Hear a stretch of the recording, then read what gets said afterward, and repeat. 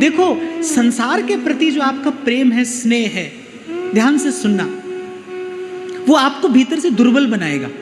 प्रभु के प्रति जो आपका प्रेम है वो आपको भीतर से सबल कर देगा, निर्भय कर देगा। आप संसार में देख लीजिए, अनुभव कर लीजिए, आज आप अकेले हैं, मस्त रहते हैं, कल किसी से प्रेम हुआ, स्नेह का बंधन बंधा, तो उसकी चिंता भी अपनी, उसका कष्ट भी अपना।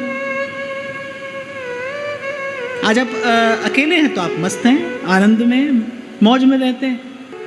और इस संसार में रहते हैं भाई, थोड़ा थोड़ा अनुभव तो हमको भी होता ही है कि प्रेम और स्नेह के नाम पर यहाँ जीव केवल कष्ट पाता है, केवल कष्ट पाता है, दुख भोगता है, ताप मिलता है। सबसे पहले जो उत्पात करता है मन ही तो करता है ना, मन प्रेरणा देता है, मन बंध जाता है किसी से जाके, मन के पीछे पीछे आप चल देते हैं, हम चल देते हैं और उस बंधन को स्वीकार कर लेते हैं।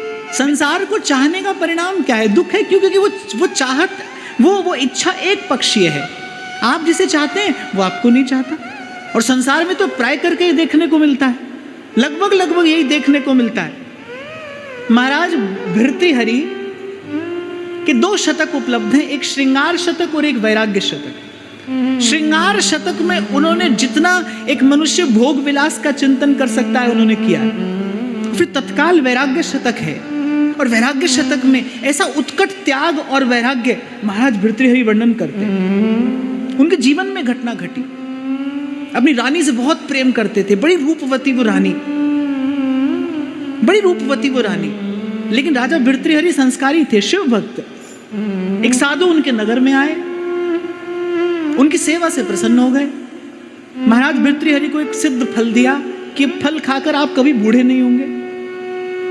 महाराज भर्तृहरि ने वो फल स्वयं ना पाकर अपनी उस रानी को दिया जिससे बड़ा प्रेम करते थे। ये तो प्रेमी का स्वभाव होता है ना, कोई उत्तम वस्तु हाथ में आए तो वो अपने प्रेमास्पद को देना चाहता है। उनका तो रानी में शुद्ध भाव था, तो उन्होंने कहा कि ये तो रानी को देना चाहिए। अब रानी जो थी वो किसी अश्वपालक से प्रेम करती थी चोरी छिपे। उसने कहा ये फल मुझे ना पाकर उसको पाना चाहिए। वो जो अश्वपालक था वो किसी वेश्या के प्रेम में था, उसने वो फल ले जाकर वेश्या को दिया। वेश्या संस्कारी थी, उसने कहा कि हमारे राजा बड़े धर्मपरायण हैं, ये बड़े दीर्घजीवी हों तो इसमें पूरे नगर का कल्याण है। तो वेश्या आ गई और वो फल ले जाकर राजा को दिया। राजा पहचान गए कि तो वही सिद्ध फल है।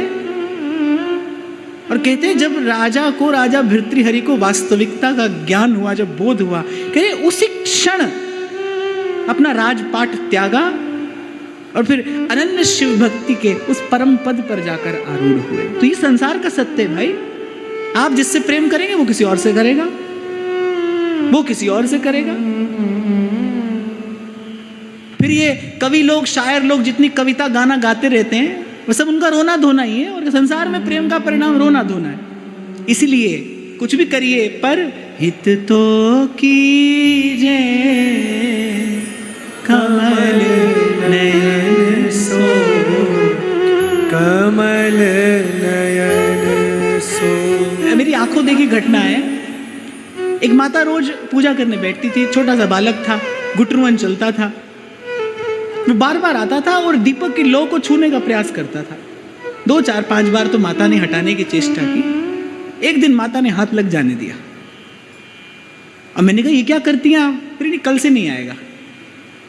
और बिल्कुल ठीक ऐसा ही हुआ।